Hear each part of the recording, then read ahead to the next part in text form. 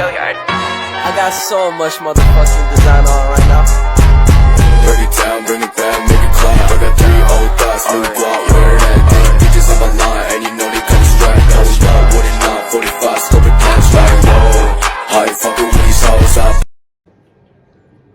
Baik, shalom. Perkenalkan, nama saya Justiani Margarista Manuain, NIM 2019087 dari Fakultas Ekonomi, Prodi Akuntansi. Di sini saya akan menjelaskan tentang pajak penghasilan pasal 21.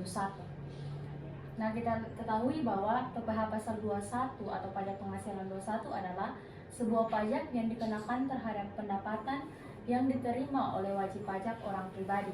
Nah, PPh 21 dikenakan terhadap berbagai jenis pendapatan seperti pendapatan karyawan, pendapatan usaha, pendapatan bunga deposit, dan lain-lain. Nah, di sini PPh pasal 21 ini juga dikenakan terhadap pendapatan yang diperoleh dari luar negeri, asalkan pendapatan tersebut dapat dikategorikan sebagai pendapatan yang dapat dikenakan pajak di Indonesia.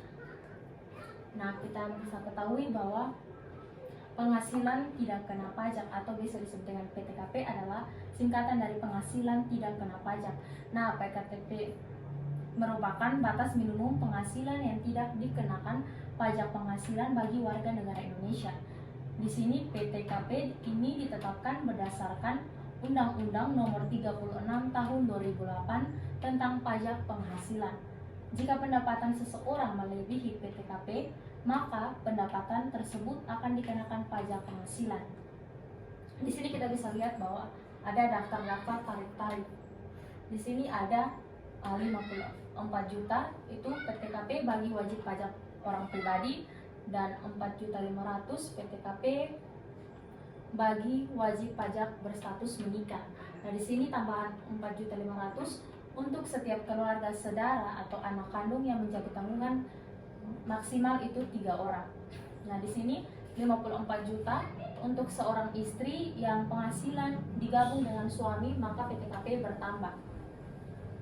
Kita masuk kedua, yaitu tarif pajak. Di sini kita bisa lihat tarif pajak penghasilan 21 dikenakan tarif progresif yang besaran tarifnya mengikuti besaran penghasilan. Di sini tarif penghasilan 2022 mengikuti tarif dari Undang-Undang Harmonisasi Perpajakan. Di sini kita lihat bahwa ada ketentuan tarif progresif PPh 21.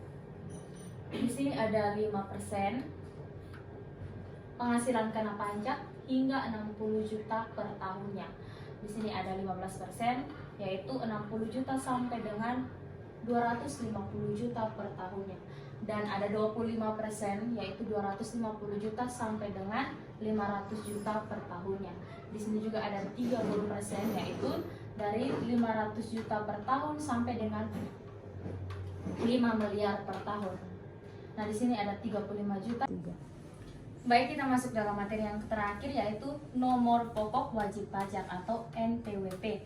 Nah, di sini NPWP sangat mempengaruhi perhitungan PPh pasal 21. Karyawan yang tidak memiliki NPWP dikenakan tarif pajak 120% dari tarif yang berlaku, yang artinya mereka membayar 20% lebih besar dibandingkan karyawan yang memiliki NPWP. Selain itu, pekerja asing atau WNA yang memiliki NPWP diperlakukan sebagai subjek pajak dalam negeri dan dikenakan PPh 21. Sedangkan yang tidak memiliki NPWP dan bekerja kurang dari 183 hari dikenakan perhitungan PPh 26.